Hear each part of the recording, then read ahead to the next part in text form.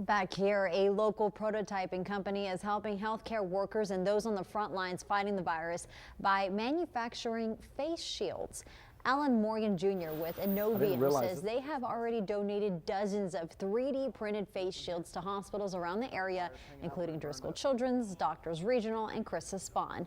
The machine prints a two-dimensional image layer by layer. Morgan says they enjoy helping the men and women on the front lines.